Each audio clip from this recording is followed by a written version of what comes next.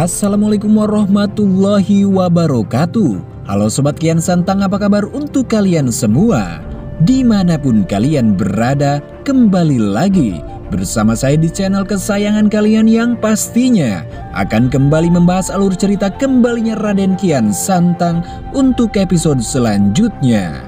Namun sebelum lanjut ke pembahasan alur ceritanya, sekedar untuk menyambung tali silaturahmi kita semua, saya ingin menanyakan sobat semua berasal dari mana? Silahkan dijawab di kolom komentar.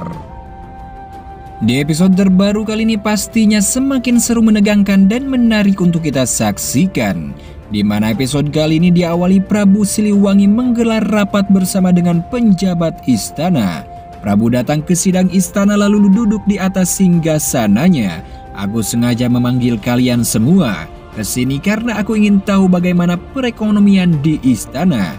Salah satu penjabat istana pun menjawab, "Mohon ampun Gusti Prabu, semuanya baik-baik saja. Perekonomian istana sama seperti biasanya. Tidak ada hambatan sedikit pun. Rakyat yang tidak mampu juga sudah mendapatkan setengah dari harta istana." Baguslah kalau begitu. Tidak lama tiba-tiba ada satu orang prajurit Pajajaran masuk ke dalam sidang istana. Ia dalam keadaan terluka parah.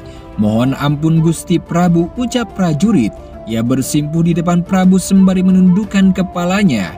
"Apa yang terjadi?" "Mohon ampun Gusti Prabu, hamba mendapat surat dari orang misterius. Orang misterius itu menyerang hamba secara tiba-tiba tanpa ada alasan. Jagat Dewa Batara, berikan pesannya kepadaku." Prajurit tadi bangkit lalu menyerahkan surat di tangannya kepada Prabu Siliwangi lalu kembali bersimpuh. Prabu membuka tali surat tersebut lalu membacanya. Setelah membaca surat itu, Prabu mulai tersulut amarah. "Panggil seluruh keluarga istana sekarang juga," ucap Prabu dengan nada tinggi. "Baik Gusti Prabu." Salah satu prajurit menjalankan perintah Prabu dengan memanggil semua keluarga istana ke sidang istana. Hanya dalam beberapa waktu saja seluruh keluarga istana mulai datang ke sidang istana untuk memenuhi panggilan Prabu Siliwangi. Lalu setelah itu mereka duduk di tempat mereka masing-masing. "Maaf Kakanda Prabu, apa yang sebenarnya terjadi?" tanya Subang Larang. "Ya Ayahanda, apa yang terjadi?" tanya Gagak Ngampar. "Aku baru saja mendapatkan pesan dari orang misterius melalui prajurit istana." "Siapa orang yang mengirimkan pesan misterius itu Ayahanda?" "Orang itu tidak lain adalah utusan Iran," jawab Prabu singkat. "Apa yang ia tuliskan di dalam surat itu Ayahanda?" Sultan Ardashir, yaitu Raja Iran, memutuskan untuk memberontak kepada Pajajaran lagi. Ia menuliskan di dalam surat ini kalau ia tidak ingin berada di dalam kekuasaan Ayahanda. Ia juga ingin membalaskan dendamnya di masa lalu saat kita mengalahkannya di waktu itu. Dia juga menuliskan di dalam surat ini peperangan kedua antara Pajajaran dan Iran akan terjadi esok hari. Astagfirullahaladzim. Lalu apakah kita harus menerimanya Ayahanda? Salah satu punggawa istana menanggapi surat dari Raja Iran itu. "Mohon ampun Gusti Prabu, menurut hamba kita harus menerima tantangan dari Sultan Ardashir. Beliau sudah berani menyatakan pemberontakan kepada Pajajaran. Maka dari itu kita harus memberi pelajaran kepada Sultan Ardashir." "Kau benar, kita harus memberitahu kepada Sultan Ardashir kalau keputusannya untuk memberontak kepada Pajajaran kembali adalah keputusan yang salah." Prabu Siliwangi bangkit dari singgasananya sambil menatap surat dari Sultan Ardashir. Ia menggenggam surat itu dengan amarah. "Pertempuran kedua antara Pajajaran dan Iran akan terjadi esok hari, maka dari itu aku akan memilih siapa saja yang akan ikut dalam pertempuran besar ini." "Maaf Gusti Prabu, siapa saja yang akan ikut bersama Gusti Prabu di dalam pertempuran besar ini?" tanya salah satu punggawa. "Kelima putraku akan ikut bersamaku dalam pertempuran besar ini, termasuk putraku Dewana. Syekh Nurjati akan menjadi pemimpin prajurit Pajajaran saat pertempuran nanti." Secara tiba-tiba Kian Santang bangkit dari tempatnya lalu ia berjalan menghadap ayahandanya dan memberi hormat dengan cara menundukkan kepalanya. "Maaf Ayahanda Prabu, aku memutuskan untuk tidak ikut dalam pertempuran kali ini," ungkap Kian Santang sembari menatap ayahandanya. Tapi kenapa putraku? Kenapa secara tiba-tiba kau mengatakan kalau kau tidak ingin ikut dalam pertempuran besar ini?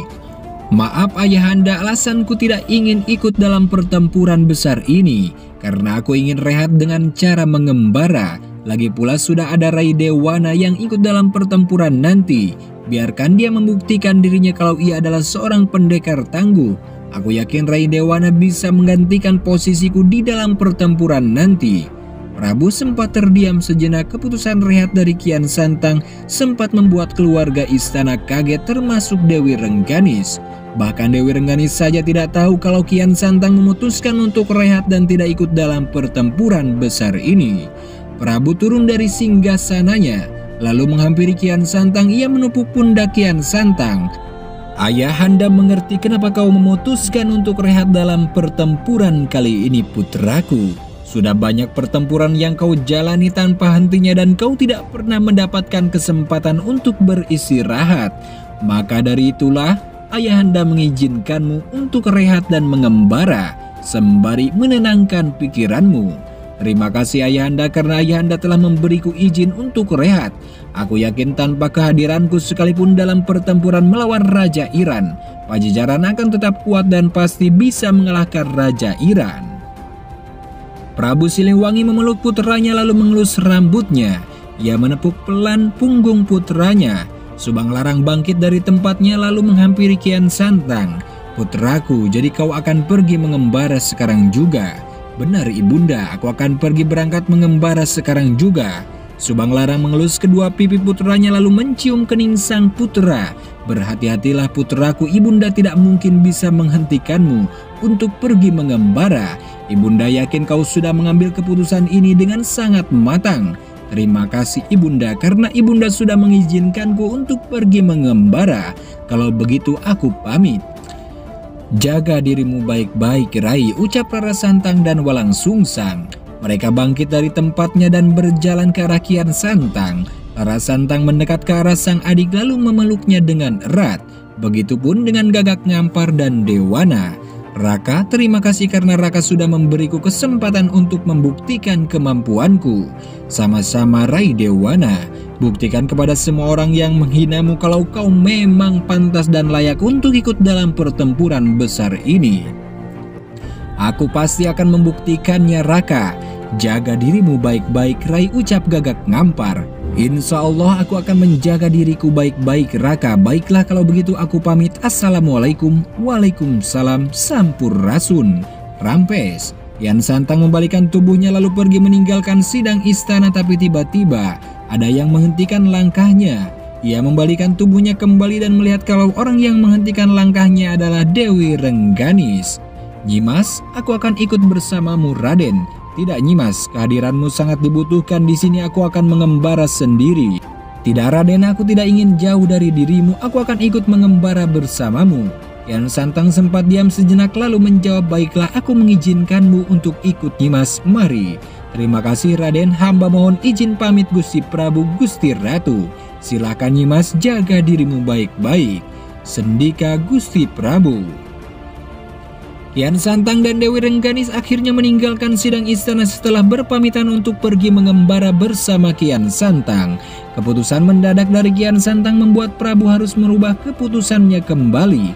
Karena putraku memutuskan untuk rehat, maka dari itu keempat putraku yang akan ikut bersamaku dalam pertempuran besar ini. Sendika ayahanda.